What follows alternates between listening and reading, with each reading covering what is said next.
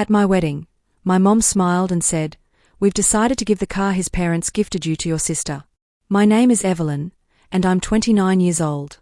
The band had just switched from the swelling strings of our first dance to something you could breathe in.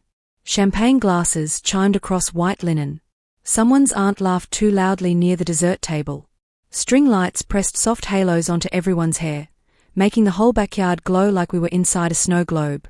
I could still taste the buttercream from the cake tasting on my thumb, that sugar-sweet residue that hangs in the air when a moment tries to convince you it's perfect.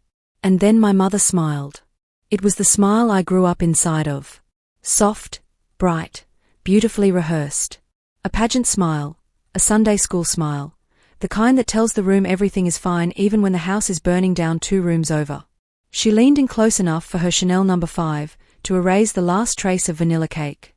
"We are passing the Honda your boyfriend's parents gifted you to your sister." It was a sentence delivered like a favor, like she just reorganized the pantry and found a better home for something I obviously wasn't using correctly. Next to her, my sister Brittany tilted her head. The sequins on her rose gold dress winked like private jokes only she understood. "Relax," she said, light and polished as her manicure. "It's just a car." I didn't look at Brittany. I looked at my mother's teeth, set in that perfect practice line. Right on cue, my father drifted closer as if formality required a witness. Behind them, my husband, Cole, caught my eye, his eyebrows lifting just a fraction. He didn't move forward. He didn't have to. We had already decided who we were going to be. There's a particular silence that arrives at weddings. Not the kind made by empty rooms, but the kind that folds itself over music, presses down on laughter, freezes smiles mid-crinkle. That silence arrived now and smoothed everything flat like a heavy blanket. Brittany's voice cut through it. "It's honestly safer for me," she added, her voice dripping with concern that felt practiced.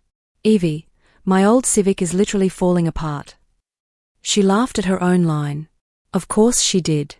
Cole's mother and father had given us the Honda at the rehearsal dinner the night before. Clean, used, reliable, not flashy. They'd handed me the title with both hands, like a blessing wrapped in practicality. "You two built this together," his father had said, his voice thick with emotion. "Here's something that helps you move forward." The title was in my name. A welcome into their family that felt like trust, not ownership. Maybe that was the problem.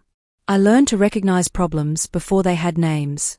When we were kids, Brittany got the bigger bedroom with the bay window. I got the explanation. "She's younger, sweetie. She needs more space to spread out."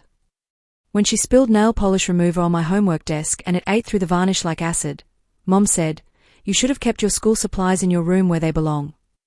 Brittany borrowed my cardigans and returned them stretched and pilled. I got a lecture about sharing gracefully. She totaled her first car doing 60 in a residential zone. The weather was blamed, then the road conditions. I worked 3 warehouse shifts every Christmas break to buy my first beat-up Toyota. The lesson was that I was dependable. The pattern was tidy as a spreadsheet. Brittany asked sweetly, smiled gently, and when that didn't work, my parents reached for their toolkit. Excuses, explanations, a chorus of "she's sensitive and you're the resilient one." I was the older sister, the cross-trained adult who could wait, could give in, could hand things over without making a scene. I used to wear resilient like an honor badge. By 29, it felt more like a bell rope other people tugged whenever they wanted something. Cole's hand brushed my elbow. Just a tap, a question mark pressed into my skin. I answered without looking at him. I slipped my fingers into my pearl-beaded clutch and felt the weight of the slim, flat envelope inside. Paper shouldn't feel heavy. This did. My mother's smile brightened by a watt. "We told her earlier," she said, chirping the words like we were revealing a surprise vacation package. "She's had such terrible luck with cars, and we thought, well, this would be more useful with her. You two can manage with one vehicle for now." Manage like a ribbon she was tying for me. I took a breath that tasted like glass shards. "You're giving away our wedding gift," I said, not loud, not accusing, just a sentence that wanted only to be acknowledged. Mom's smile barely trembled. "Don't make this a thing, Evelyn. It's just a car." "Your envelope was empty," I heard myself say. The words came from somewhere deeper than my throat. "We took it as a symbolic gesture." I didn't plan the line. I think the line planned me. Across from me, Brittany's lips parted in delighted outrage, color flooding her cheeks. Wow, she said, half laughing like she was watching a child throw a tantrum. You really think you're tough now? Somewhere near the three-tiered cake, a phone camera lifted as if moved by divine intervention. I leaned toward Cole and whispered, "Give me the envelope." He didn't ask which one. He didn't ask if I was sure. He slid the envelope out of my clutch with the practiced ease of someone who'd rehearsed this moment in his head 100 times. He placed it in my palm, palm to palm, like exchanging vows all over again. My father reached for it before my mother could, curiosity sharpening the lines around his eyes. Brittany leaned in, eyes hungry as a hawk. They opened it like it might contain a check big enough to bend light. They didn't expect the legal kind of paper. Mom's eyes flicked over the page, reading too fast to hide her eagerness. The pageant smile didn't crack. It thinned like ice over warming water. Brittany read over her shoulder and lost her smirk before the second paragraph. Dad pinched the top of the page, scanning like the words might rewrite themselves out of pure embarrassment. "What is this?" he muttered. "I didn't make them wait." "A notarized declaration," I said, my voice just steady. "Enough to carry across the fairy lights. Executed 2 weeks ago. It states that all wedding gifts, including the vehicle titled in my name, cannot be sold, gifted, or transferred without my written notarized consent. Any attempt to reassign it will trigger an automatic legal review and restrict any future inheritance arrangements from Cole's side of the family." The music didn't so much stop as kneel. "You can't be serious," Brittany said, a thin edge of panic sharpening her vowels. "You're threatening us at your own wedding." "You made a public claim," I answered. "I'm giving a public boundary." Dad let out a laugh with no humor inside it. "This is petty, Evelyn. Over the top. It's a car, not a child." "No," I said. "It's the principle. It's every principle you taught me that only applied when Brittany didn't want something." Mom slid the paper back into the envelope like it had personally insulted her French manicure. "We're family," she hissed softly. "You don't treat us like criminals." "You went into our garage last night," I said, the line as quiet as a blade sliding from its sheath. "You took photos of the car and posted them online." Brittany blinked slow like a deer deciding whether the world was real. "It was a joke," she said. "Symbolic." "Symbolic of what?" Cole asked, the first words he'd offered, his tone glass calm and deliberate. "That your presence is the gift," Brittany stammered. A gasp fluttered from someone's aunt near the punch bowl. Mom's smile finally cracked. I could feel a tremor begin in my legs, the aftershock of choosing yourself in public. It should have felt like an earthquake. Instead, it felt like stepping onto a dock after a long boat ride. Unsteady, yes, but underneath it all, the blessed promise of solid ground. Brittany squared her shoulders, finding her footing in accusation like she always did. "You've always been like this," she said, her voice gaining strength. "Both of you. Self-righteous." I turned to her fully. I didn't raise my voice. "You've coasted on apologies I had to make. You've taken consequences like coats other people could wear for you. You call it family. I call it access." "Enough," Dad said, trying to retake control of the room. "This is a wedding." "And this," I said, "is the last day I pretend this doesn't happen." Cole's fingers threaded through mine. 1, 2, 3. A countdown. The band waited. The guests waited. The old script waited for me to obey it like I always had. I didn't.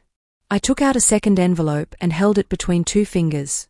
Brittany's name was printed on the front in my careful handwriting. She stared at it like it might burn her fingers. Mom lunged to snatch it, but I pulled it back half an inch. A boundary made visible. "This one is real, not symbolic," I said gently. "Consider it documentation."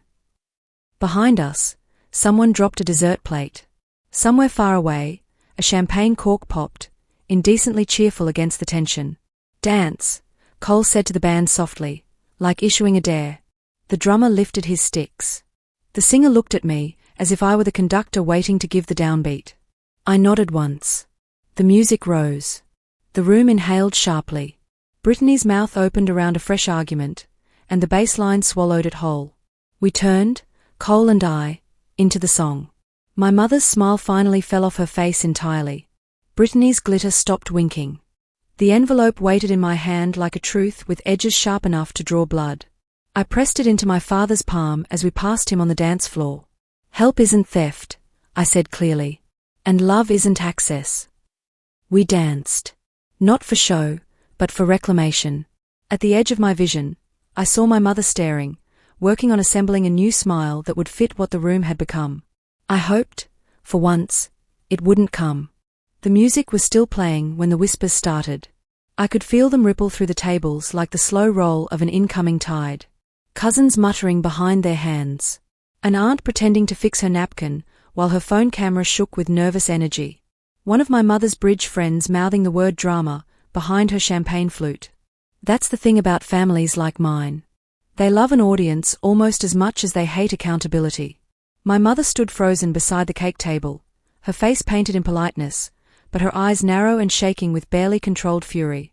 Brittany kept trying to laugh it off, a brittle, high-pitched sound that didn't belong to her usual charm school repertoire. She still thought she could recover the scene, rewrite it in real time. Seriously, Evelyn, she said, her voice cracking with disbelief. You can't be doing this over a car. Cole squeezed my hand, but I didn't look at him. This isn't about a car, I said quietly. It's about everything that was ever mine turning into hers. Brittany let out a scoff, her tone rising defensively. Oh my God, are we really going to rehash high school right now? You're married, Evie. Move on. High school was practice, I said. You took my room, my clothes, my peace of mind. This was just your graduation project. The room trembled under the weight of awkward laughter. Someone turned the music down until it became background noise. It wasn't quiet anymore. It was tense, electric with anticipation. Mom's voice sliced through the discomfort. We're not doing this here. Evelyn, stop embarrassing yourself. Myself. I repeated, blinking slowly. You announced you were giving away my wedding gift in public. That's not embarrassment, Mom. That's theft with hors d'oeuvres. Dad ran a hand through his thinning hair, muttering to her under his breath, just let it go, Patricia. But he wasn't looking at her. He was looking at me the way someone stares at a stranger who knows too much about their secrets. Brittany's expression flickered with something I'd seen all my life, panic hidden under privilege. She leaned in, trying to soften her approach. Evie, you know I'm struggling, right? My old Civic is basically dead, and your new Honda is just sitting there in your garage. There it was. The justification. The quiet entitlement dressed up as desperate need. Cole finally spoke, his voice even and measured. We're not running a donation program, Brittany. Her face flushed crimson. Easy for you to say, Mr. Moneybags. You married up, didn't you? Cole's jaw tightened, but before he could answer, I stepped in. You mean he married someone who doesn't cave anymore? Brittany blinked rapidly. What's that supposed to mean? It means the free ride is over. A murmur swept across the tables like wind through tall grass. My mother's hand trembled as she tried to reclaim the narrative, to pull the strings she'd always controlled. Everyone, please calm down, she said, her voice quivering with false grace. This has gone far enough. Mom, I said softly, cutting through her performance. Did you know Brittany went into our garage last night? That froze her mid-breath. Her mouth hung open for just a second too long. She took photos of the car, posted them on Instagram, captioned it finally got a ride that fits me with a heart emoji. Mom's lips parted wordlessly. Dad frowned deeply, confusion crossing his face. Brittany's hand jerked toward her phone like she could somehow delete the evidence retroactively. How did you? She stammered. Security footage, I said, keeping my tone flat and factual. And your post had a geotag. You checked in at our address. A soft gasp scattered from the guests like startled birds. Brittany turned scarlet from her collarbones to her hairline. You're stalking me now? She accused desperately. No, Cole said calmly. We just check who tries to open our garage door at midnight without permission. The room's air shifted entirely. The fake warmth evaporated like morning dew. All that was left was truth, heavy and unfiltered, pressing down on everyone's shoulders. I reached into my clutch again. The movement alone was enough to make my mother's head snap toward me with alarm. She thought it was another envelope, another calculated blow. It was. This, I said, holding up a crisp sheet of paper, is a notice of unauthorized access and misuse of personal property. We plan to send it quietly through our attorney, but since this conversation is now public. Brittany's mouth opened, but no sound came out. She looked like a fish gasping on dry land. Mom snatched the paper from my hand, her eyes scanning frantically. "You're ridiculous," she hissed. "This is family business, not something you bring lawyers into." "Family business," I repeated, my voice breaking into a shaky laugh that held no humor. "That's what you said when she maxed out my debit card at 17. When she totaled the car Grandpa helped me buy.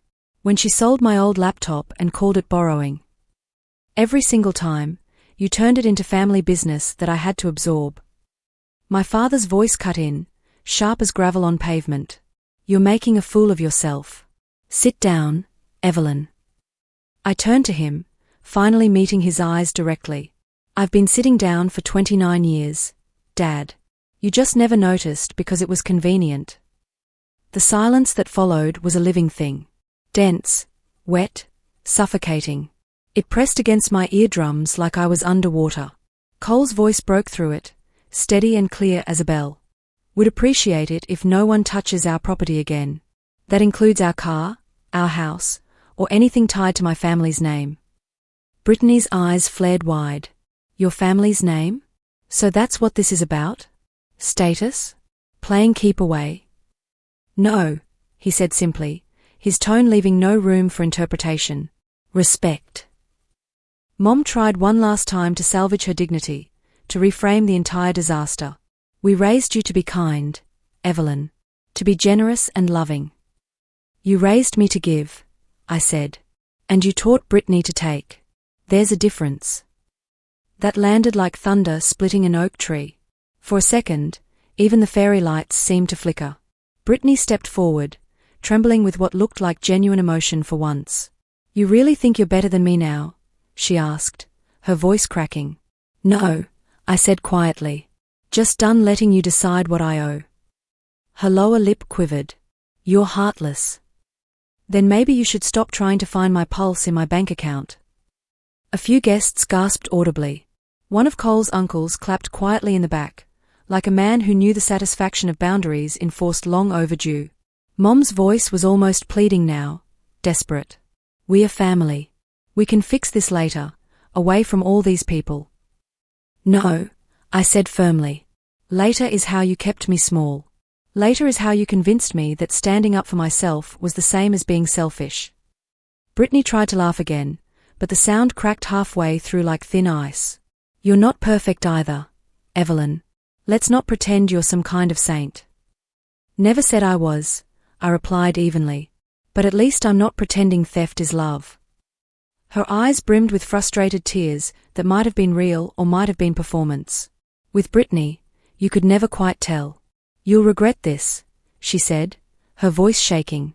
"I already did," I said. "For 29 years. Every time I let it happen." And with that, I turned away completely. Cole took my hand, his grip warm and solid, and guided me back to the dance floor. The song had shifted into something slow, almost cinematic. We didn't speak as we started moving again, our bodies finding the rhythm easily. Around us, the guests pretended to eat, pretended to chat, pretended not to stare at the wreckage we'd left in the middle of the celebration. But everyone was watching. Everyone knew everything had changed. When the song ended, we bowed slightly to the band as if nothing extraordinary had happened. But everyone knew that everything had. That night, after the reception finally wound down, we drove home in the same Honda they'd tried to take. Windows down, spring wind wild in our hair, silence louder than any argument could ever be. When we pulled into our driveway, Cole turned off the engine and sat there for a moment. "You okay?" he asked quietly. I stared at our little craftsman house, at the quiet tree-lined street, at the empty night sky scattered with stars. "I'm more than okay," I said, surprising myself with how true it felt. I'm finally done. He smiled, reaching for my hand across the console.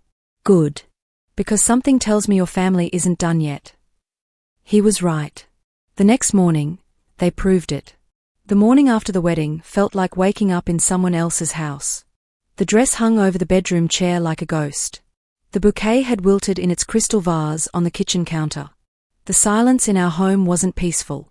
It was watchful, like the calm before a storm rolls in. Cole brewed coffee while I scrolled my phone, half asleep, half bracing for impact. I shouldn't have looked, but curiosity is a stubborn animal that refuses to be ignored. The first post hit like static electricity in my chest. Brittany Harper. Some people value money more than family. Hope it's worth it. Broken heart. 53 likes. 3 heart emojis. 1 comment from Mom. Letting go is painful, but sometimes necessary. Still praying for those who forget where they came from. Person with praying hands. I stared at it until the screen dimmed automatically. Don't, Cole said softly, not looking up from the coffee maker. Don't read it again. I'm not, I lied. He slid a mug toward me across our butcher block counter. She's trying to rewrite the story before the ink dries. That's what manipulators do. He was right. That's how my family worked. Whoever spoke first got to define what happened. The truth was just whatever sounded polite enough to pass around at Sunday brunch without causing indigestion. But this time, the story was ours. We had documentation. We had witnesses. We had the truth. We'd planned to leave for our honeymoon that morning, drive up the Pacific Coast Highway in our Honda, the one they'd tried to claim. We didn't even have a concrete destination, just a map dotted with places we'd never been and a vague plan to find good seafood. As I packed my suitcase, another notification pinged. This time it was worse. A GoFundMe link. Title: Vehicle emergency caused by family betrayal. Goal: $8,000. Organizer: Brittany Harper. The description was written in her flowery, self-victimizing tone that I'd watched her perfect over years. My sister and her husband blindsided me on their wedding day. I lost access to the car that was promised to me, and now I have no way to get to my job. I'm just trying to rebuild my life. Every little bit helps. Person with praying hands, broken heart. 2 donors. $18 raised. One name stood out. Karma, $10. Cole burst out laughing when I showed him. Karma donated $10? You literally cannot make this up. I took a screenshot and closed the app. She'll delete it when she realizes people aren't buying the performance. He looked at me seriously. And when she does, she'll find another way to play the victim. That's the pattern. She always does, I agreed. The drive started quiet, the kind of quiet that felt earned and deserved. We rolled past city signs and into stretches of coastal highway that hummed like freedom-given sound. No urgent messages, no family expectations, just wind through open windows and cheap gas station snacks that tasted like independence. At one rest stop overlooking the ocean, I caught my reflection in the car window. No makeup, hair pulled up in a messy bun, eyes still tired but somehow more alive than they'd been in years. Cole followed my gaze. You look peaceful, he observed. I feel unhooked, I admitted, the words surprising me with their accuracy. Like I've been holding my breath for a decade and finally remembered how to inhale properly. He smiled. Boundaries will do that to a person. We didn't talk much after that. We didn't need to. Every mile between us and my parents felt like a wall I should have built years ago, brick by careful brick. 3 days later, while sitting by a lake in Big Sur with our feet dangling in the cold water, my phone buzzed again. A long message from Mom. Mom, Evelyn, you're still angry. This is going too far. Family helps family. That's how we raised you. That's what matters in the end. I stared at it for a full minute. The words felt like a net trying to pull me back into the same role I'd finally escaped, the same character I'd been playing since childhood. Then I replied with a photo. It wasn't of us smiling or the wedding or the disputed car. It was a single picture of the notarized letter, clear and official. Caption: Help isn't theft. I blocked her number afterward. Not out of hate, but out of habit breaking. The kind of deliberate choice that felt like surgery without anesthesia, necessary and painful in equal measure. Back home, we unpacked slowly. The air in our house felt different now, lighter somehow, sharper around the edges. The family group chats were quiet as abandoned churches. My cousin's messages dried up completely. The family thread that once pinged daily with good mornings and funny memes, and who's cooking Sunday dinner, was silent as a graveyard. It didn't hurt the way I thought it would. It felt earned. 2 weeks passed before the next ripple arrived. A cousin texted, "You guys okay?" Aunt Marjorie said there was some kind of fight at the wedding. "Not a fight," I replied. "A boundary." No response. Just 3 dots that blinked for a while, then disappeared like smoke. The silence was its own kind of peace. Cole and I went back to our regular lives. We stopped explaining ourselves to people who didn't want to understand. We started new traditions instead. Slow Sunday breakfasts with actual conversation. Evening drives with no destination. Music with no lyrics that let us think our own thoughts. Sometimes I'd see Brittany's name pop up in suggested posts, her curated happiness shining like glass, transparent and fragile and carefully lit. I didn't click anymore. I didn't need to know. One evening while sorting through our wedding photos, I found one that no one else had seemed to notice. It wasn't staged, wasn't smiling, wasn't perfect. It was taken seconds after the confrontation erupted. Mom's hand frozen midair. Brittany's mouth half open in shock. My expression unreadable but steady. Cole beside me, calm and solid as bedrock. A guest must have snapped it accidentally. I printed it and tucked it into the back of a photo frame, behind all the beautiful posed pictures everyone else would see. Because perfection is a lie people tell at weddings, but truth, even when it hurts, is worth preserving. I realized that was my favorite photo from the entire night. Because it was real. The peace lasted about 3 weeks. Then came the guilt. Not theirs. Mine. It started in small doses, like a cough that wouldn't quite go away. Every quiet morning felt slightly haunted by that internal voice I'd been trained to obey since childhood.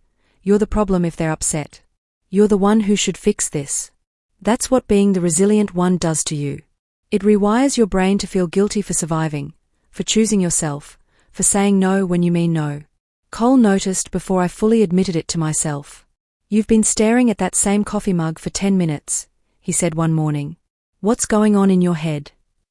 I shrugged, trying to seem casual. "Just detoxing, I guess." He tilted his head. "Detoxing from what?" "From obligation." He nodded slowly, understanding in his eyes. "Then let's keep going. No turning back now." That afternoon, we did something ceremonial, mundane to outsiders but life-changing to me. We changed all the locks. The old keys clattered into the trash can with a sound that felt beautifully final. New keypad, new code, no more emergency contacts listed under Mom or Dad. For years, I'd left them away in, literal and emotional. Spare key under the flower pot. Credit card on auto-pay for family emergencies. Shared passwords to streaming services and cloud storage. I'd told myself it was love. Really, it was fear. Fear of being labeled selfish, fear of being cut off, fear of standing alone. That day, I let go of all of it. 3 therapy sessions later, I said something out loud that surprised even me. "I'm not grieving them," I told my therapist. "I'm detoxing from them. There's a difference." She smiled softly. "Tell me more about that distinction." "I thought I missed them," I explained. "But I think I just missed being predictable. Their version of me was easy. The fixer, the forgiver, the one who never said no. Letting that version die feels selfish, but it's not. It's just honest. It's self-respect," she said gently. That word hit hard. Respect. Something I'd handed out like business cards at a networking event but never asked for in return. A full year passed before the next message arrived. By then, the air in our house felt fundamentally different. Still, calm, honest. The walls didn't echo with anxiety anymore. Every inch of space finally felt like mine. Cole and I had built small rituals that felt sacred. Friday takeout nights with whatever cuisine sounded good. Saturday morning drives to nowhere in particular. Late night laughter that didn't have to be whispered or apologized for. The kind of life that doesn't need to be defended or explained. Our first anniversary came quietly. We didn't plan anything elaborate. We just decided to take the same Honda, our Honda, and drive until the coast appeared again. The same vehicle that had started a war now carried us into peace. The irony wasn't lost on either of us. The sky was watercolor that evening, lavender fading into gold like a painting that couldn't decide on a mood. We parked near a cliff overlooking the Pacific, the sound of waves rough but honest against the rocks below. Cole leaned against the hood, looking out at the endless water. "Remember when you said you'd never dance again after that wedding?" I laughed, surprised by the memory. "Yeah. Turns out I was wrong about a lot of things." "Like what?" "Like thinking I needed them to feel whole." He smiled. "You were whole the day you said no. Everything after that was just clean-up."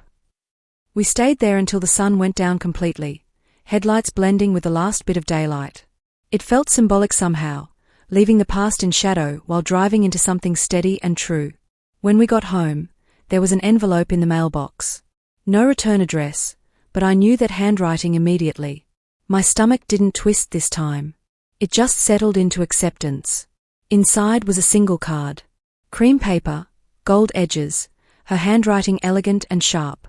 "We miss you. We love you. Come back when you're ready to be part of the family again."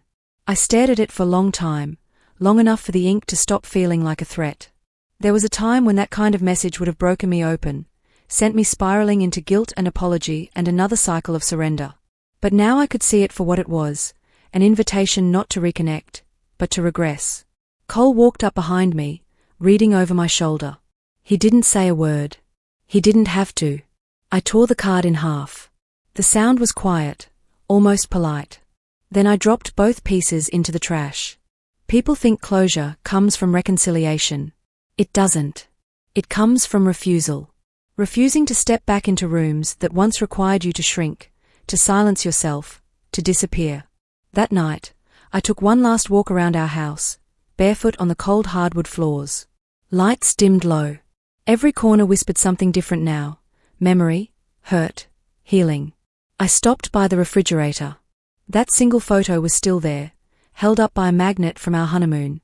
The candid one from the wedding. Mom mid-frown. Brittany frozen in disbelief. Me holding the envelope like a shield. Cole steady beside me. I smiled at it, not out of triumph, but gratitude. Because that was the moment everything finally made sense. Breaking cycles isn't dramatic. It's deliberate. It's the moment you stop needing an apology to feel free. For our second anniversary, we took another drive. Same car, same coast, same wind tearing through our laughter. No audience, no judgment, no invisible debts hanging over us like storm clouds. Cole rolled the windows down and asked casually, "You ever think you'll talk to them again?" I thought about it for a while, watching the coastline blur past. "Maybe," I said finally. "But not like before. Not as their version of me." He nodded. "You don't miss them?" I smiled faintly. "I don't miss being the person they used." We drove in silence after that. Not the heavy kind that suffocates, but the earned kind. The kind you only get after a war that finally ends, after boundaries are drawn and held, after you choose yourself even when it costs you everything you thought was family. When we got back home, I unlocked the door without hesitation, turned off the alarm, and walked straight to the kitchen. The same lock they once had keys to. The same house that no longer belonged to them in any sense. The same woman who, for the first time in her life, felt safe in her own name. I used to think boundaries meant losing family. Now I know boundaries define family, the real kind. And in that quiet, sunlit kitchen, I realized something simple but profound. I didn't want their version of family anymore. I wanted peace. And I had it. Every time I start the car that's mine. Every time I unlock the door without bracing for intrusion. Every time I wake beside someone who loves me without conditions or price tags. That's family. That's freedom. That's home.